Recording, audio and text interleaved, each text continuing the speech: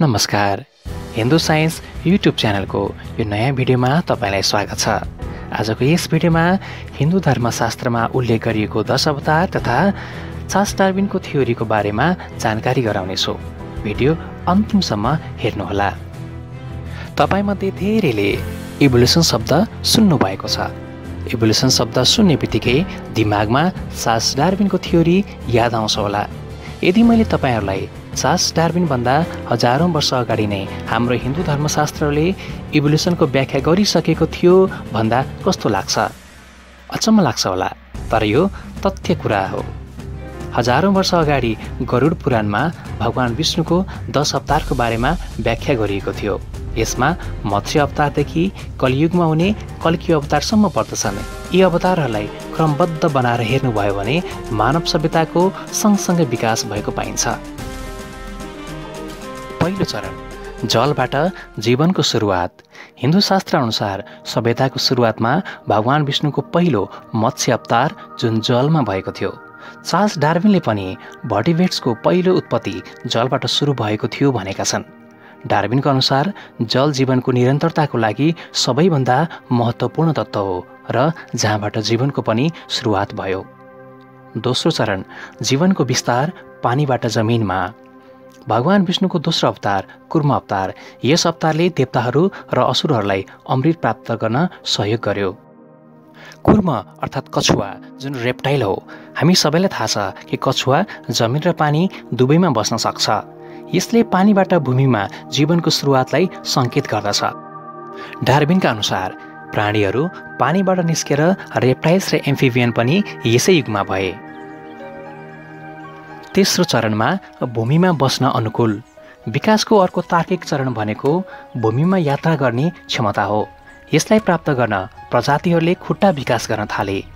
यसले म्यामल्सको पनि विकास भएको देखाउँछ।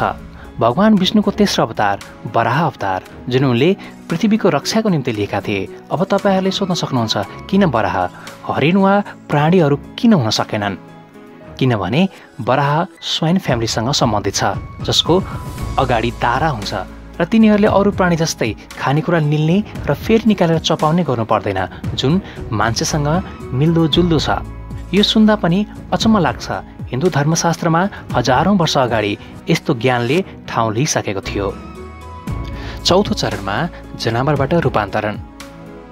यस चरणमा आइपुग्दा जीवले आधा मानव र आधा पशुको रूपमा आफूलाई विकास गर्यो, जुन मानिस र पशु बीचको लिङ्क जस्तै थियो। तर तिनीहरूको मस्तिष्क पूर्ण रूपमा विकसित भएको थिएन। भगवान विष्णुको चौथो अवतार नरसिंह अवतार आधा मानव र आधा सिंहको मिश्रण थियो। यस्तो प्रजातिबाट होला पहिले मानवको विकास भएको। यो महत्त्वपूर्ण छ किनभने यसले प्री ह्युम्यानको विचार देखाउँछ, जसको अविकसित मस्तिष्क थियो। यो विलुप्त मानव पूर्वजहरू हुन सक्छन्, जस्तो कि कोही बाँदर र मानव बीचको कुनै हराइरहेको लिङ्क। पाँचौं चरण बानरबाट मानवमा विकसित। तपाईहरूले यदि इभोल्युसनको चार्ट हेर्नुभयो भने बाँदरको सबभन्दा पुरानो रूप जसबाट मानव विकास भएको थियो। वास्तवमा उनीहरूको उचाइ आजको मानवभन्दा निकै सानो थियो। भगवान विष्णुको पाँचौं अवतार वामन अवतार एक बौना मानिस थिए। हेर्दाखेरि उनी बानर प्रजातिको आकारसँग मिल्दोजुल्दो थिए, जसबाट मानवको विकास भएको थियो। छैठौं चरणमा वनवासी अर्थात् ढुङ्गाको हतियार प्रयोग गर्ने।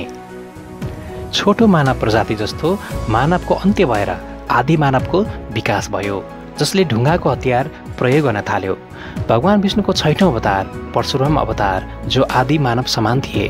परशुराम जङ्गलमा बस्ने गर्थे र ढुङ्गा र काठलाई हतियार बनाएर प्रयोग गर्ने गर्थे, जस्तो कि वञ्चरो। विकासका कथाहरूमा यी सबै गुणहरू गुफामा बस्ने आदि मानवसँग सम्बन्धित थिए। Do subscribe to our channel, Hindu Science, and please watch the video till the end. सातौं चरणमा उत्कृष्ट हतियारको साथै गाउँको सिर्जना।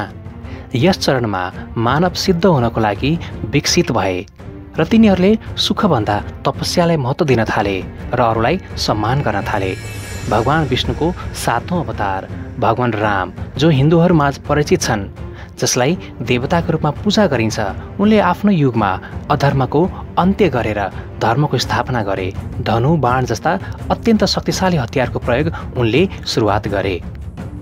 8औं चरणमा पूर्ण खेतीको सुरुवात। मानिसहरूले बिउ रोपे र ग्रामीण इलाकामा खाद्यान्न उत्पादन गर्न थाले। भगवान विष्णुको 8औं अवतार बलराम अवतार, जसलाई हलोको साथ चित्रण गरिएको छ, र उनकै युगमा पूर्ण खेतीको सुरुवात भयो। 9औं चरणमा उन्नत सभ्यता र संस्कृतिको सुरुवात। यसले आजको युगको प्रतिनिधित्व गर्छ। मानिसहरू कहिले रोकेनन्, किनकि उनीहरूले सबै खालका उपकरण प्रयोग गर्न सिके। सभ्यताको गठन भयो, युद्धहरू सुरु भयो र राज्यहरूको सुरुवात तथा अन्त्य हुन लाग्यो।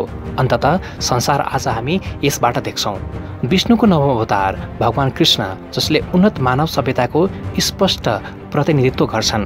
कृष्णको राज्य द्वारकाको उत्खननले सहर र सडकहरूको योजनाबद्ध निर्माणको पुष्टि गर्दछ। 10औं चरणमा संसारको अन्त्य। बिग ब्याङ थ्योरी र अन्य आधुनिक सिद्धान्तहरूका अनुसार यो ब्रह्माण्ड स्थिर छैन। संसारको जीवन कुनै बिन्दुमा अन्त्य हुनैपर्छ। यो एउटा युनिभर्स साइकल जसरी नै चल्छ। हिन्दू पौराणिक ग्रन्थ अनुसार भगवान विष्णुको 10औं अवतार कल्की अवतार हुनेछ। यो कलियुगको अन्त्यमा सेतो घोडामा चढेर आउनेछन् र त्यसबेला हुने अधर्मको विनाश गर्नेछन्। उनले सृष्टिको चक्र फेरि रिस्टार्ट गर्नेछन्। आजको भिडियो तपाईलाई कस्तो लाग्यो? कमेन्ट बक्समा गएर कमेन्ट दिन नबिर्सनुहोला। साथै सब्स्क्राइब गर्न पनि नबिर्सनुहोला। अब तपाईँ हाम्रो भेट अर्को भिडियोमा हुनेछ। तबसम्मको लागि बिदा दिनुहोस्। नमस्ते।